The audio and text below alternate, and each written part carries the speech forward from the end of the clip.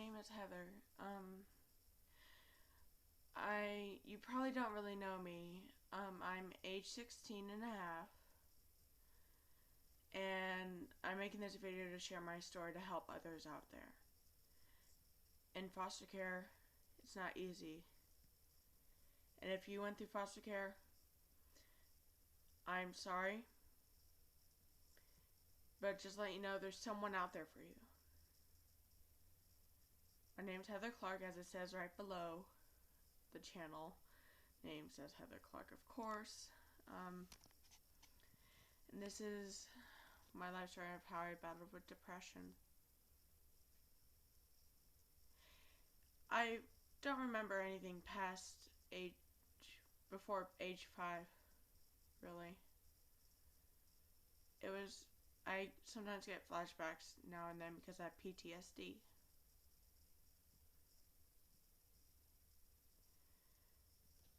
I also know that my dad was very abusive.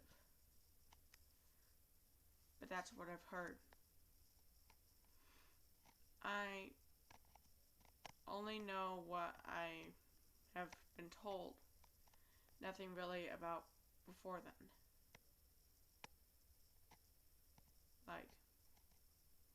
Well, I have been sexually abused. I believe it started at age 2. I don't remember, as I said, but this is what I've been told. And I was also physically abused, and I remember this part. I was spanked to the point that when I was at a very young age, I was spanked to the point that I had bruises all over me, red marks. I wish I could be different nowadays, and that's why I'm making this video, to help. As I grew older, when I first went to foster care after I was taken out of the home. Well, I was very naive. I was a child, like every child is. I didn't realize what was happening, but I believe there's a better place. And I was born in Seattle, Washington at the time, and I moved to Camano Island, which is like one of the San Juan Islands in Washington.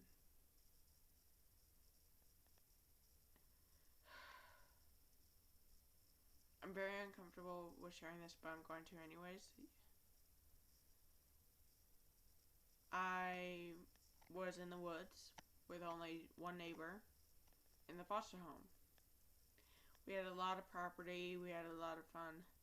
But now that I think back on it, they were very overly religious, which is sad for any child to face. Often I was called like a demon spawn and so forth. Oh well. Also, they spanked their kids in that home whenever they did anything wrong. It was the 5 strikes, you're out rule. And no one knew what my disabilities were then. They had no idea what type of abuse I went through until I started talking about it. So, my CASA and a worker took me somewhere so they could interview me and record me. As I grew older, I moved from that home when I found my little half-brother. I had a half-brother, and when I was taken out of the home, he was a baby. He was about 3 months old, and he was fed alcohol as he was a baby, and he almost died in the hospital, I found out when I was 7. Now, the time period between 7 and 8 years old, I was really happy to be reunited with my half-brother. He looked a lot like me, and I wonder now and then what it would be like if I still know him, if I still could see him. But I'll get to that. When I was 7 to 8 years old, my brother was, a happy little toddler. He grew up a lot. He was happy, he was excited, and I threw a lot of tantrums, and I scared everyone around me. I was kicked out of 2 schools, and eventually I was moved into my first group home, Ruth Dykeman. If I think back on it, that was the best place I was at, Ruth Dykeman was. They had a lot of interesting activities. You could go to the theaters, you can go out in the open. They even signed you up for dance class. I was so happy to have my own room. They had large bedrooms. It was a really wonderful place. It was pretty during the summer, pretty during the winter. You got to go to a regular school. Despite me being happy, though, it wasn't working for me. It wasn't helping my behavior. I was still throwing tantrums, I was still scaring everyone, and I was still hitting people. So I moved on to the next group home when I was 9 years old. Actually, when I was still 8 years old. To Ryther Child Center.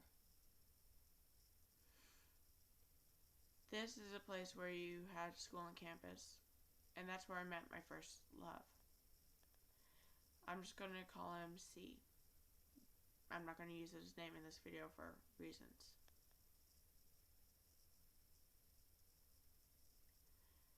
I felt like I bonded with everyone there, and I had a crush on a couple of the kids. I even had a crush on an older kid, and he was really nice. And it wasn't C. It was a... If I think about it, he actually listened to me. He actually understood me. I don't remember his face, nor do I remember his name. But if I could meet up with him again, I wish I could. Pretty soon, as time moved on, I moved to a different home because that home wasn't helping as well. CSTC, Child Study Treatment Center. I was 10. Well, technically 11, but I was almost, I just turned 11. Felt like I was 10. This is where I grew even more depressed. I kept to myself. I read a lot. And I realized that, well, I felt like no one really cared. I never shared my true thoughts with anyone, and I still don't until now.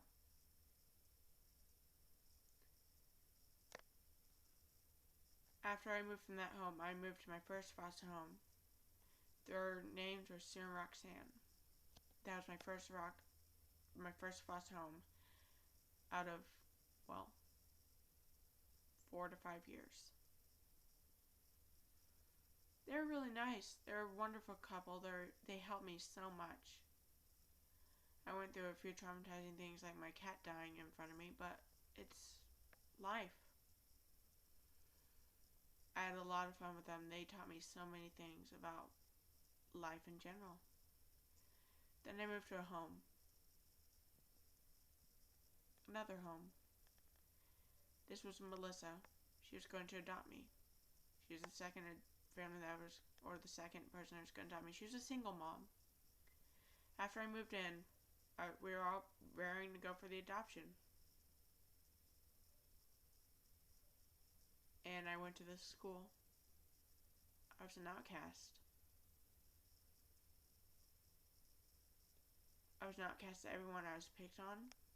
And I thought the only way to get attention was to act out. And so that's what I did. Until I met a pair of twin boys. They were so nice to me. They made me feel accepted. No, I'm not going to turn this into a sob story. Well, actually, it is a sob story, but you don't have to cry. Of course. I'm not the boss, you know. So, yeah.